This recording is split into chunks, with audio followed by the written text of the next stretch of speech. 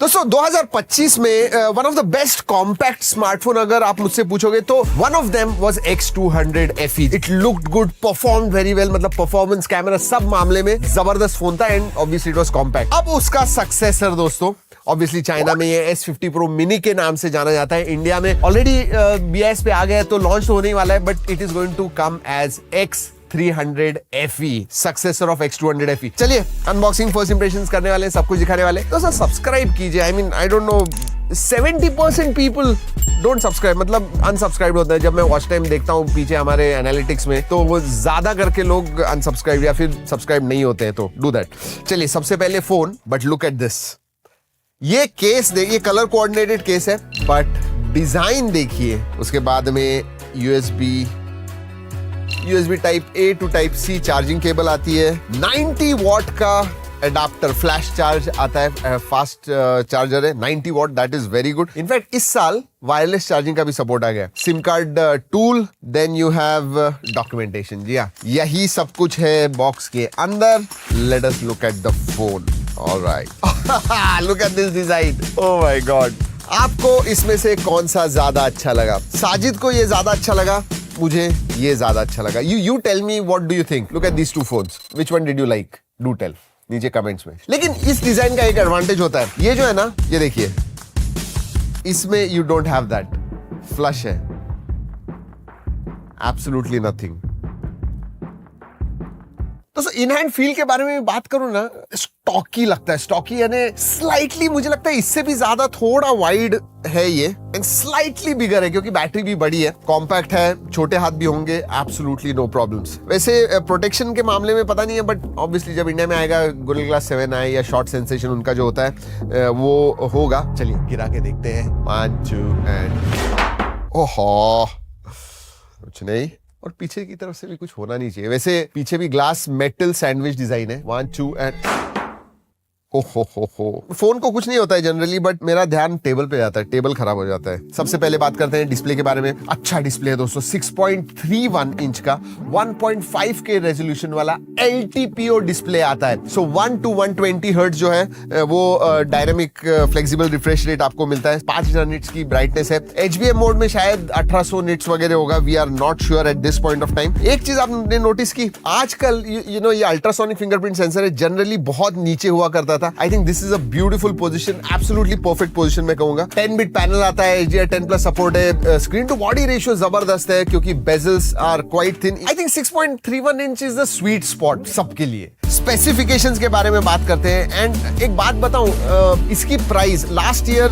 X200 FE 59,999 में launch हुआ था, विद ऑफर्स 55 तक मिलता था। ये जो है शायद मेरे हिसाब से 64,999 प्राइस में आएगा, एंड 60,000 इफेक्टिव प्राइस होने वाली इसकी, उस हिसाब से देखने वाले। I think this might be one of the most complete compact phone. जी हाँ, ऐसे मुझे लगता है। अब ऑब्वियसली प्राइस जब आएगी तब पता चलेगा क्यों, क्योंकि इसमें 8 Gen 5 प्रोसेसर आता है जिसका अंतुतु स्कोर 3 मिलियन के ऊपर आता है, 3 to 3.2 मिलियन आता है। Base variant 12GB RAM, 256GB storage, 12.512 का भी एक वेरिएंट होगा। LPDDR5X अल्ट्रा रैम टाइप आती है, UFS 4.1 स्टोरेज टाइप आता है। अब दोस्तों इतना कॉम्पैक्ट होने के बावजूद इसमें भी 6500 मिली एम्पियर की बैटरी है, यस 6500 mAh, तो आराम से आपको 1.5-2 दिन बैटरी जाएगी। मॉडरेट यूसेज में तो आराम से 2 दिन जाएगी, मुझे नहीं लगता है कोई प्रॉब्लम आना चाहिए। लेकिन एक बात अच्छी है, 90 watt inside the box adapter मिलता है, 90 वॉट वायर्ड चार्जिंग है, प्लस 40 वॉट वायरलेस चार्जिंग का भी सपोर्ट आता है। अगर मैं रियल वर्ल्ड परफॉर्मेंस के बारे में बात करूं, स्टेबिलिटी ठीक ठाक है, 50% के करीब आती है, but overall 8 Gen 5 is a powerful processor. जब इंडिया में आएगा तो BGMI 120 FPS पे व्हाइट लिस्ट हो जाएगा। अभी 60 FPS है because is Chinese variant, but COD mobile आप 120 FPS पे खेल सकते हो। थर्मल्स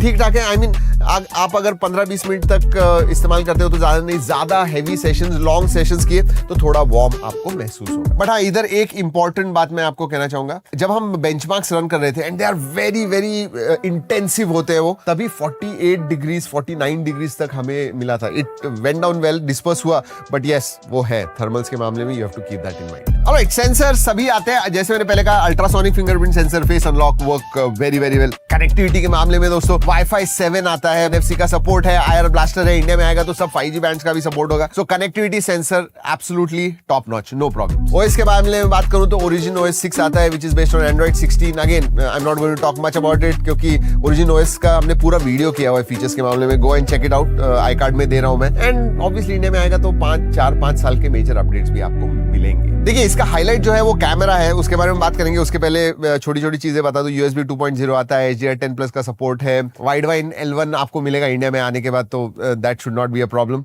LDAC LHDC 5.0 सपोर्ट है, IP68-69 का भी सर्टिफिकेशन आता है, तो water and dust proof, no problems at all. Obviously price जब होगी किस प्राइस पे आएगा that will define everything, but cameras also excellent. पीछे की तरफ ट्रिपल कैमरा सेटअप आते हैं, पिछले साल जैसे था वैसे ही है। 50+50+8 50 मेगापिक्सल का प्राइमरी सेंसर है, 50 मेगापिक्सल का 3x टेलीफोटो है, 8 मेगापिक्सल का अल्ट्रा वाइड है, और आगे आपको 50 मेगापिक्सल का सेल्फी मिलता है। इस टाइम जो FOV है, उन्होंने फील्ड ऑफ व्यू जो है वो थोड़ा बढ़ा दिया है, तो ग्रुप सेल्फी वगैरह लेना है तो ज्यादा आपको एरिया मिलने वाला है, so that is good. And बहुत सारे फोटोज भी लिए हुए हैं दोस्तों, जरूर जाके देखिएगा। वीडियोग्राफी के बारे में बात करूं तो वीडियोग्राफी में आप जो प्राइमरी सेंसर है टेलीफोटो है 4K 60 FPS कर सकते हो, सेल्फी में भी 4K 60 FPS कर सकते हो, अल्ट्रा वाइड फुल है। वैसे इसमें मेन माइक और नॉइज कैंसलिंग माइक तो है ही, बट और एक कैमरा के नीचे और एक माइक्रोफोन मिलता है, जिसकी वजह से जब आप वीडियो वगैरह रिकॉर्ड कर रहे हो तो अच्छा वाइड साउंड मिलता है, सराउंड साउंड जैसे आपको रिकॉर्ड कर सकते हो, सो दैट इज गुड। और एक चीज दोस्तों, इनके लास्ट ईयर भी था, बट ये जो फ्लैश है ना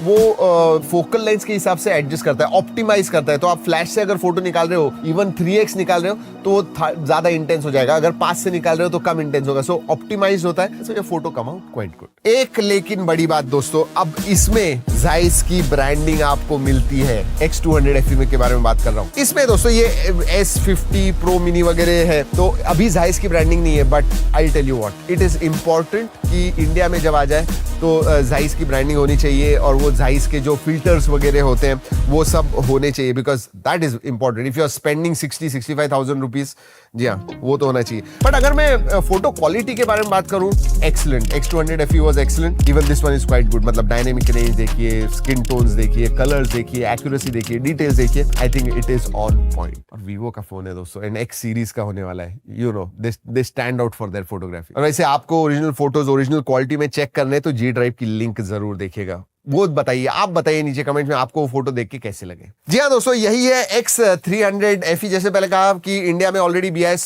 पे आ गया है, तो ये लॉन्च तो होने ही वाला है। अब क्या चेंजेस होने वाले हैं वो देखने हैं। मेरे हिसाब से दोस्तों वो जो Zeiss की ब्रांडिंग है, that remains a very important point. अगर मैं परफॉर्मेंस के बारे में बात करूं, डिस्प्ले के बारे में बात करूं, चार्जिंग के बारे में बात करूं, बैटरी के बारे में बात करूं, कैमरा के बारे में बात करूं, I think it ticks all the boxes, और इसीलिए कहा it might be one of the most complete compact smartphones of 2026। चलिए दोस्तों, I hope you like this video. अपने दोस्तों के साथ शेयर कीजिए अगर उन्हें भी एक कॉम्पैक्ट फोन्स में इंटरेस्ट है तो। दोस्तों इस वीडियो में इतना ही। अगले